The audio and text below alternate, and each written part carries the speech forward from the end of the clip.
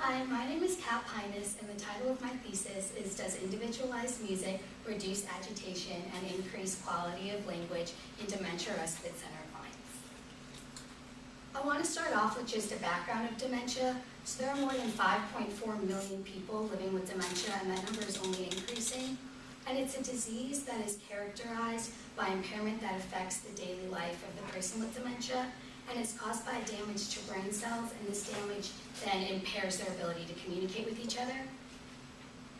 Dementia affects many things. It's an overall term for a wide range of symptoms, and it affects memory, thinking skills, communication and language, ability to maintain focus, judgment and reasoning, and visual perception.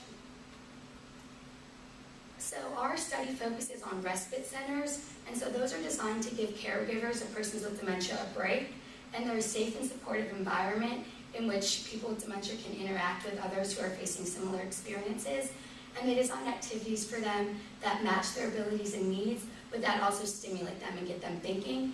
And I just want to touch a little on the difference between respite centers and long-term care facilities. Those are more for people who are a little bit more impaired and are unable to function on their own and need round-the-clock care. And the people at respite centers are more mobile and have higher functioning. In order to understand the relationship between dementia and agitation, we must first understand what agitation is. It was defined by Cohen, Mansfield, and Billig as an inappropriate verbal, vocal, or motor activity that is not explained by needs or confusion per se. And with 80% of persons with dementia displaying agitated behavior, it's no surprise that it's identified as a major stressor by caretakers. These behaviors are socially inappropriate and are manifested in one of three ways. The first way is abusive or aggressive behavior. The second way is behavior that may be appropriate in one situation, but isn't appropriate in a given situation. And the third way is behavior that would be inappropriate, but it is done at an inappropriate frequency. We are measuring agitation using the Cohen-Mansfield Agitation Inventory for Community, and this tests verbally and physically aggressive and non-aggressive behaviors on a 1 to 7 point scale of frequency. The mid-range theory was first thought up by Gardner, and so Gardner was saying that cognitive impairment leads to a lower stress threshold because with cognitive impairment, persons with dementia have a harder time processing external stimuli, and then agitation occurs when the threshold is exceeded, and so with a lower stress threshold, agitation comes more quickly. And this I'll touch more on the next slide, but Gardner was also the first to say that maybe individualized music intervention as opposed to regular music therapy would help to decrease that agitation. So Gardner theorized that in presenting carefully selected music, it would stimulate remote memory, and it would focus attention on interpretable stimuli as opposed to the stimuli in the environment, which is oftentimes meaningless or confusing for persons with dementia. And it would bring back positive memories that would help to soothe them. Gardner did a study in 2005 in which they found in the study that the agitation was decreased in the during the music intervention part and the 30 minutes following the music intervention. And Wall and Duffy did a lit review that included some personalized music studies, and they showed that enhanced social interactions and decreased verbal and non-physical aggression were present. Music and memory is really where we hone in and focus, and it was founded by Dan Cohen in 2006. And Cohen is a social worker, and he was just thinking one day that if he ever ended up in a long-term care facility, he would want to be able to listen to his favorite 60s music. And so he used his access to technology that for people that don't normally have it, and began volunteering at a nursing home, and got iPods and started asking people their favorite songs or their wedding songs, and made them 30-minute individualized music playlists. And so these are associated with past events that can spark good, positive memories for them. And music and memory has been shown to be effective in long-term care facilities, and there's anecdotal evidence with Henry, and I'm about to show you a before and after clip of Henry with the music and memory.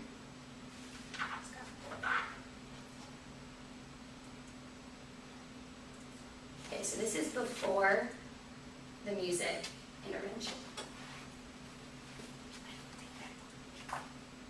Okay, so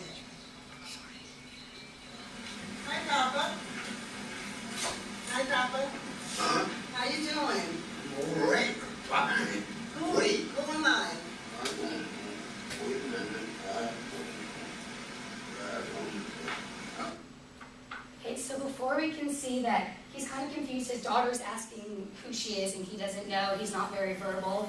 And this next clip is from after he has the music intervention. Do you like music? Yeah, I'm crazy about music. And you play beautiful music, beautiful sound. Beautiful. Did you play music when you were, did you like music when you were young? Yes, I've done some big dances and things. What was your favorite music when you were young? I guess, Cab Calloway was my #1 band guy I like.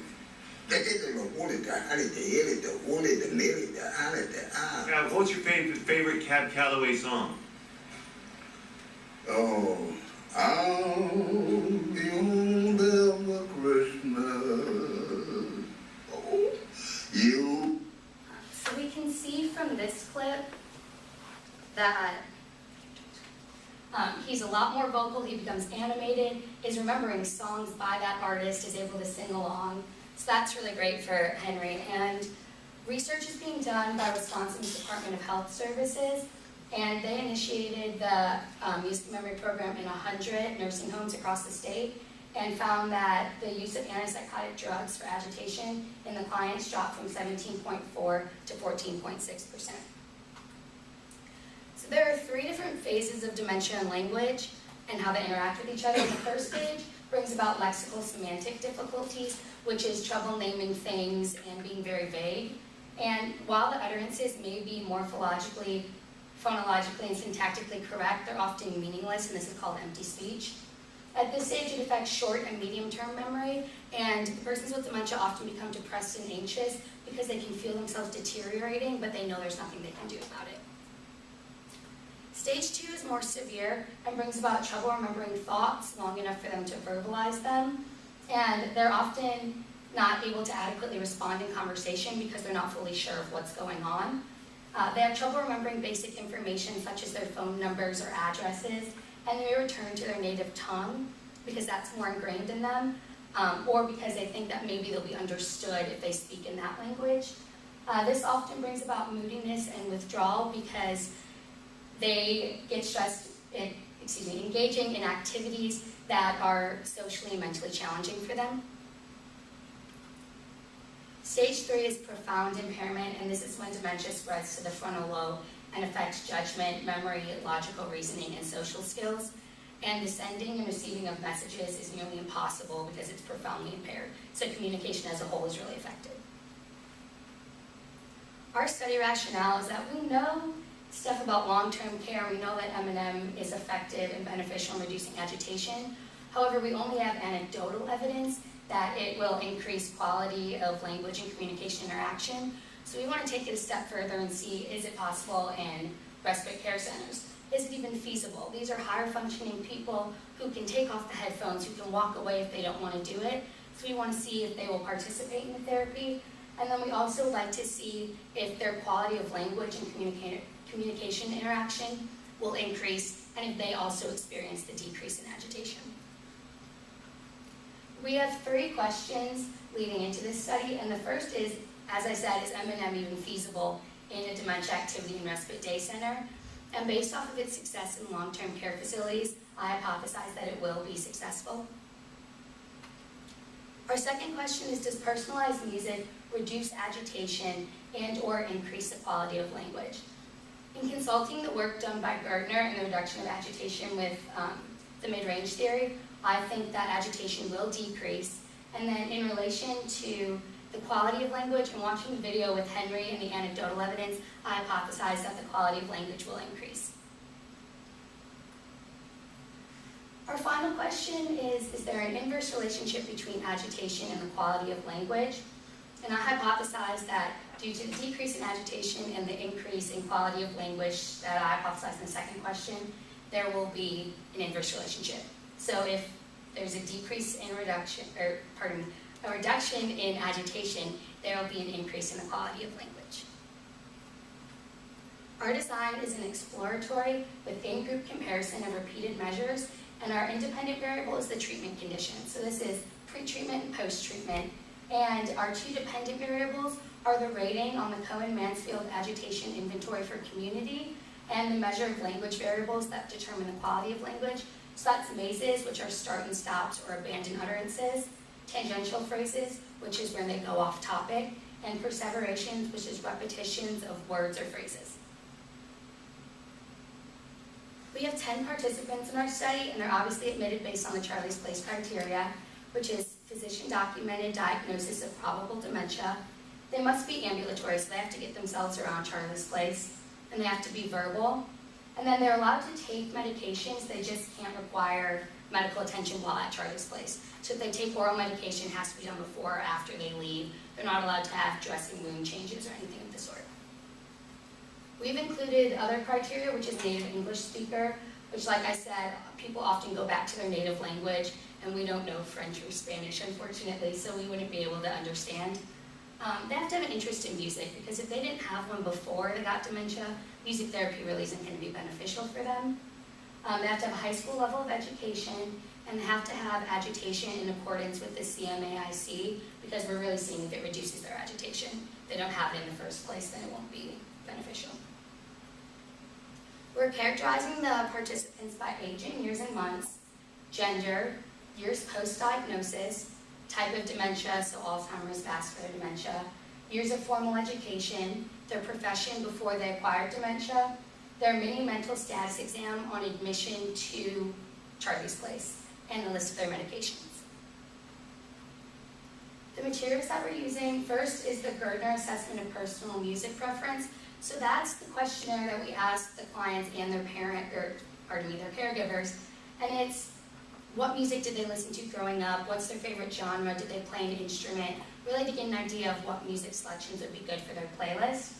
And then the Cohen-Mansfield Agitation Inventory for Community, as I said, and that tests behaviors such as repeated sentences or phrases, repeated questions, interruptions with relevant information or irrelevant information. There's also the M&M Language Questionnaire, so that's pre and post treatment, and it asks their favorite memories from childhood, how the music makes them feel, really try and get them talking and see the language differences. We're using an audio recorder, which will be your cell phones, and then the SALT software so that we can transcribe and code the language samples. We have 3 phases of our treatment. The first is the pre-treatment phase. Music selections are collected from participants and caregivers and uploaded onto iPods. The CMAIC will be completed 3 times pre-treatment, and the MMSE and the Music Memory Questionnaire will be completed once before we start. Samples will then be uploaded onto password-protected computers in the Communication Outcomes Research Lab here in Hatcher Hall, and they'll be transcribed and coded by 2 trained assistants using the SALT software. The treatment phase is when the participants listen to their preferred music selections for 30 minutes, once a week in the afternoon for 6 weeks at Charlie's Place. Trainers will document treatment and any difficulties they have in getting the persons with dementia to participate in the experiment, and treatment fidelity will be checked for the first 2 weeks to ensure that no one's veering off course, and if they are, a review of procedures will be held in a one-on-one meeting. And again, this is when we'll really find out if it's feasible, because we'll see if we can actually be completing the therapy with the clients at Charlie's Place. Post-treatment, we are going to complete 3 observations of agitation using the CMAIC, and then once again complete the MMSE and the Music and Memory Questionnaire, and then the language samples will be transcribed and coded for the quality analysis variables.